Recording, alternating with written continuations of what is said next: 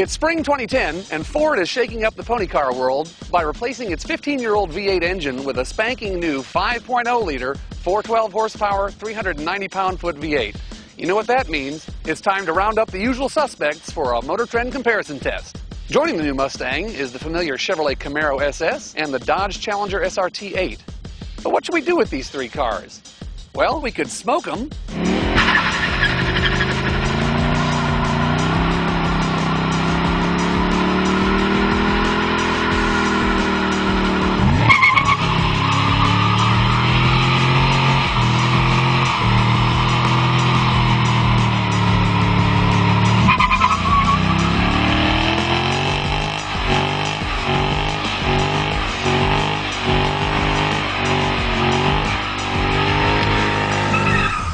We could slide them.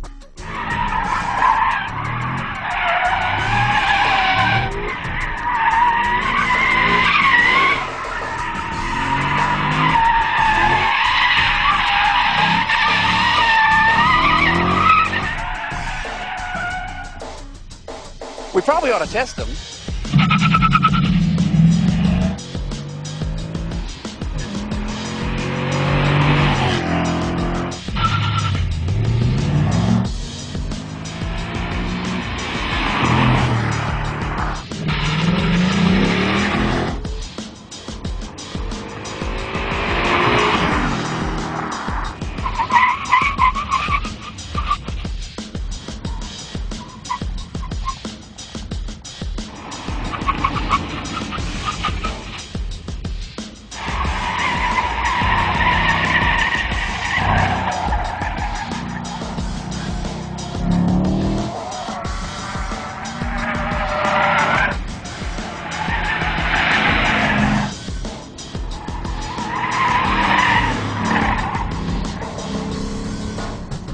But mainly, let's take them out on some good twisty roads and shake them down that way.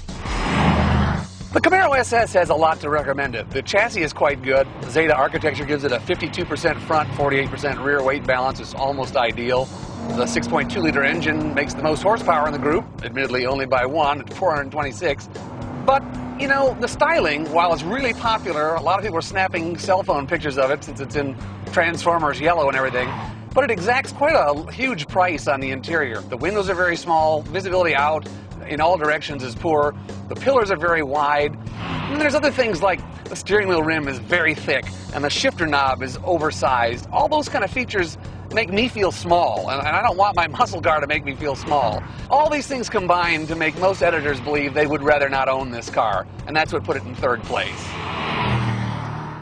The Challenger SRT8.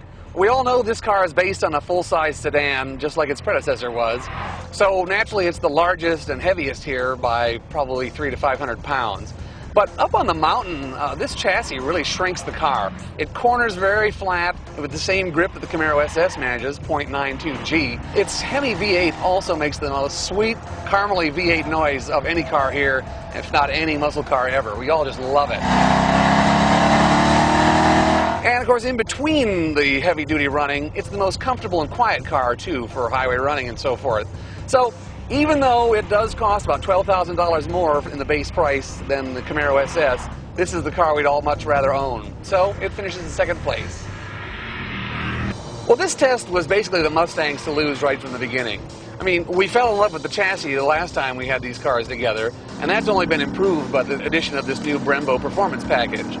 Then you throw in an engine that gives it the best weight-to-power ratio of 8.8 pounds per horsepower, and what's not to love, especially considering it has the lowest base price and the highest EPA fuel economy.